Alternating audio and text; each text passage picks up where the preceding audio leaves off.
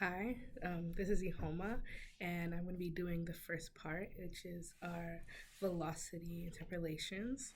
So we have 300 points that we got from a research paper, but these are standard deviated for patient confidentiality.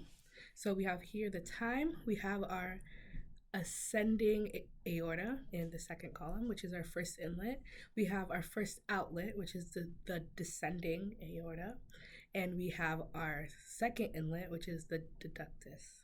So here we have this graph, which is of the time in our first inlet, but we need more points. We need about 700 points for the simulation. So I'm going to be interpolating that through MatLab. So first I'm going to select all the time here. And our time is from 0 seconds to about 1.2 seconds. So I'm just selecting time.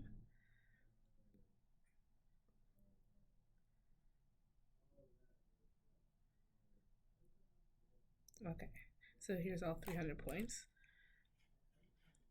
And I'm going to be going into MATLAB here, and here is the array where I'm going to insert all the time. And as you saw before, I have all the other points also added in here. There, like here's the aorta. So in this section, we're using the line space from our points, from our time 0 to 1.2 seconds, and we're trying to get 768 points. And so with this new function, we interpolated all of our arrays, and I'm going to run this section, which is supposed to produce a graph that is identical to what we have in our Excel. So this is our graph that is pretty identical to our graph that we have here in our Excel. So our interpolated data is going to be used in our simulation for our data.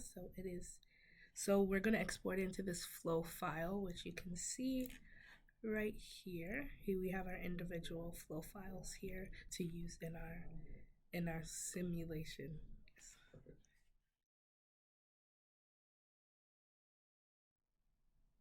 The first thing I need to do is import a stack of echo images. And with these echo images, I need to find the best midline.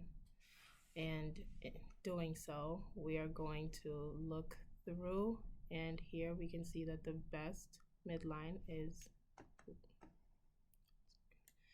at 11. Now that we have the midline slice, we are going to pick points down the center of the aorta, and it looks like this, and it's a candy cane shaped like shape. Sorry. And we also are going to add the other branches that branch off.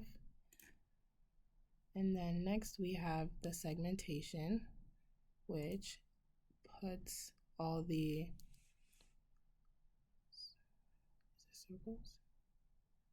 circles all around the midpoints that we planted. Okay, so now that we segmented, I'm going to create a model, and this is what the model looks like. And after, I'm going to create a mesh, and we did two meshes, one of a healthy heart and one of a unhealthy. And the healthy, let me check this. That's the unhealthy, and this is the healthy. Oh, sorry. We will use these meshes in the simulation step.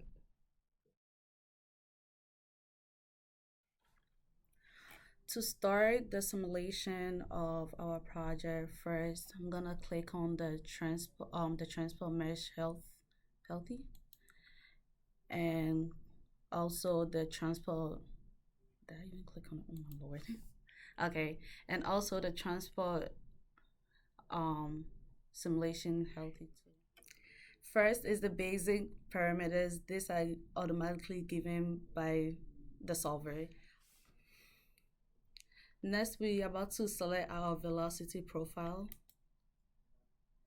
Set it to BC. BC type would be prescribed velocity, and shape would be the Walmsley. We set the number. The number will stay at 201, and the mode will stay at 10. Next, I'm going to assign the velocity profile. Now it automatically calculate the period. Okay. And I'm gonna write that number down. Okay. For the wall properties, I'm just gonna leave it at rigid.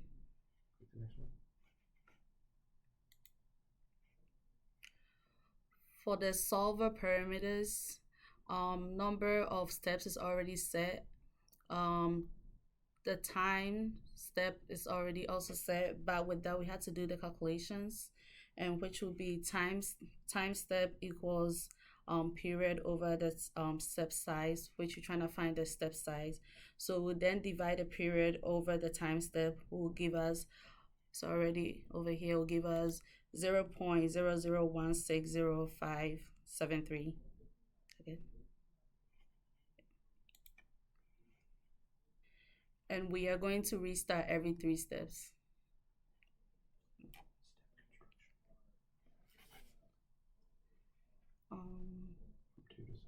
Okay. Yeah, the step construction will be from 2 to 6.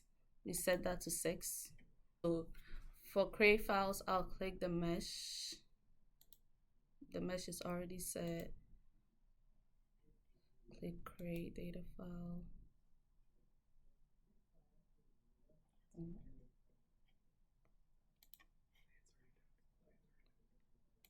That is already done. Run simulation. When the simulation is done, I will capture the time step from 0, and it will stop at 768, and the increment would be 12.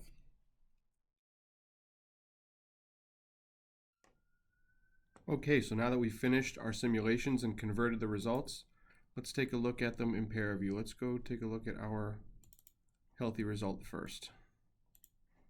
When I open that up and apply, we're going to get our 64 timestamps right here. And let's go ahead and make that somewhat transparent. Okay.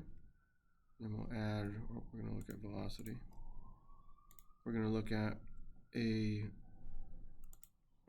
point cloud, which we'll put right at our AO there. We'll align it with our AO, and we can make that smaller. Put it right in there, and we're going to have that produce 100 points, 200 points.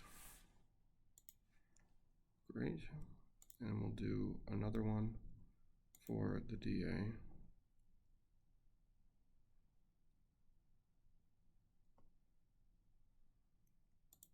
Another point cloud. Put it right on the DA. Give it a radius of 2. Put it right in there. Make sure it's right in. And 200 points. Apply that. Okay, and we're just going to look at the total result here. We're looking for the isthmus, which is going to be right in this area right here. So let's go to a section through our sim. Let's start at 40. So this is a little more than halfway through the simulation. We should be able to find a good one with a heartbeat here. So make sure we're both looking at velocity.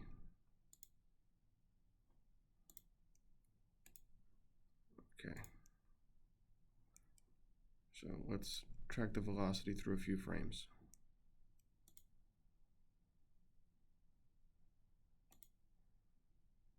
And we're looking for the flow pattern. Let's see. Looks like we're getting a little bit of backflow from the DA back up to the third branch here. And 47. Here we start to see a turbulent flow pattern. 49.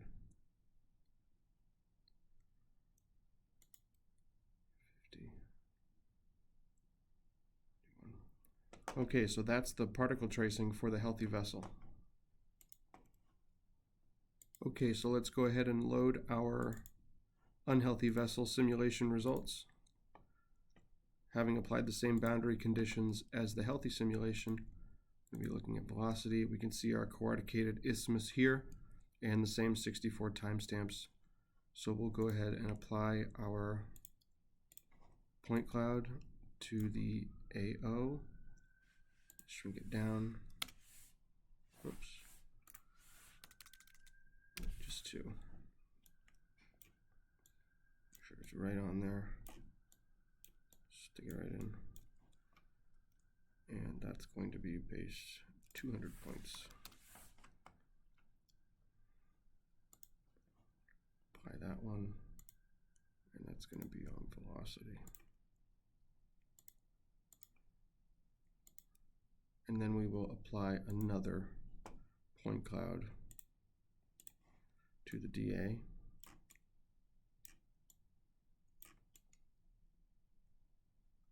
Make sure that it's right in there. Shrink our radius down. And then we'll make sure that it's 200 points. Apply that one. Let's go back to our overall. And let's just make this opaque so we can see through it. And then we're gonna zoom right in on our isthmus there again. And let's see if there's a difference. Let's go to 40. Okay, we can see the velocity is significantly increased through that isthmus space. And before, where there was backflow coming out of the DA, and this one is actually, looks like it's set on pressure. We need to go to velocity.